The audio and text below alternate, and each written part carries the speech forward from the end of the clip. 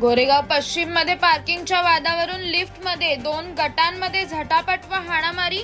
संपूर्ण घटना सीसीटीव्ही मध्ये कैद झाली। यामुळे मुंबईतील पार्किंगची गंभीर समस्या पुन्हा एकदा समोर आली आहे। बीएमसीने प्रॉपर्टी टॅक्स मध्ये 15% वाढ केली। काही भागात 40% वाढलेले बिल। नागरिकांमध्ये तीव्र संताप। विरोधकांनी सरकारकडे स्पष्टीकरण मागितले। मनसेचे उपाध्यक्ष कुमार पुजारी भिवंडीमध्ये 4 किलो गांजासह अटक। पोलिसांनी तस्करी नेटवर्कची चौकशी केली। राजकीय वर्तुळात खळबळ। नार्कोटिक्स विभागही तपासात सहभागी। महानगरपालिका निवडणूक जवळ आल्याने महायुतीत फूट। भाजप मुंबई ठाण्यात स्वतंत्र लढण्याच्या तयारीत। शिंदे गटही वेगळा रस्ता घेण्याच्या विचारात। अमित शहांनी रणनीती आखली। वर्ष शासकीय निवासस्थाने बाहेर अनोळखी व्यक्तीने स्वतःला पेटवण्याचा प्रयत्न केला। पोलिसांनी वेळीच हस्तक्षेप करून अटक केली। आत्मदहनाच्या कारणाचा तपास सुरू आहे। दक्षिण मुंबईतील भायखळा परिसरात 5 मजली जीर्ण इमारतीचा स्लॅब कोसळला। 2 महिला जखमी। इमारती तातडीने रिकामी। जखमींची नायर रुग्णालयात उपचार सुरू। हवामान विभागाने मुंबई व उपनगरांसाठी पुढील आठवड्यात थांबून पावसाचा अलर्ट जारी केला।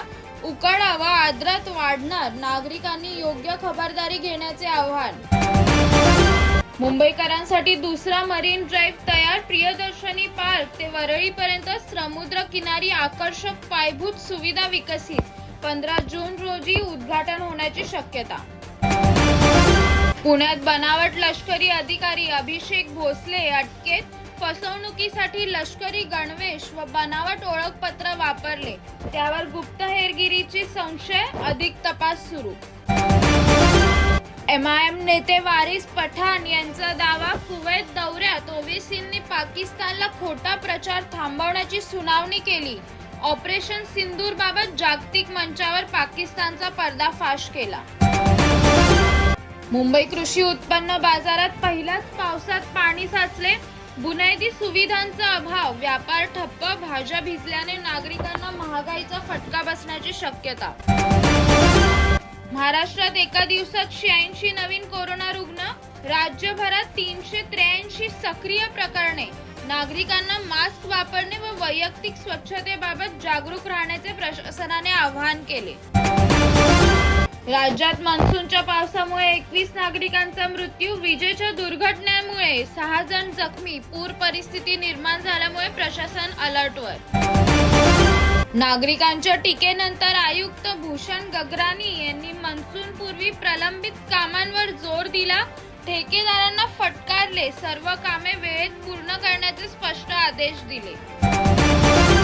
राज्याची आर्थिक परिस्थिती कमजोर असताना सरकार मंदिरांच्या पुनर्विकासासाठी 2954 कोटी खर्चणार। या निर्णयांवर टीका। जोगेश्वरीतील स्टॉक ब्रोकर अमेय जांभळेला बनावट नोकरीच्या आमिष दाखवून 11 लाखांची फसवणूक। आरोपी अली इस्तियाक अहमद फरार। पोलिसांचा शोध सुरू। पुण्यातील औसा तालुक्यात बस आणि कारमध्ये भीषण अपघात। 2 मृत्यू तर 34 जण जखमी। घटनास्थळी आपत्कालीन मदत कार्य सुरू। ट्रॉम्बे पोलिसांची मोठी कारवाई। ओडिसा ते मुंबई ड्रग्ज पुरवठा साखळी उद्ध्वस्त। 22 किलो अंमली पदार्थ आणि 4.43 लाख रोख जप्त। मुंबईत 22 कॅरेट 10 ग्राम सोन्याची किंमत 88,950 तर चांदी 99,900 प्रति किलोवर पोहोचली। यवतमाळमध्ये चोरट्यांनी रात्री 2 SBI ATM मशीन मधून गॅस कटरने 1.5 लाख रुपये चोरले। संपूर्ण घटना सीसीटीव्हीत कैद।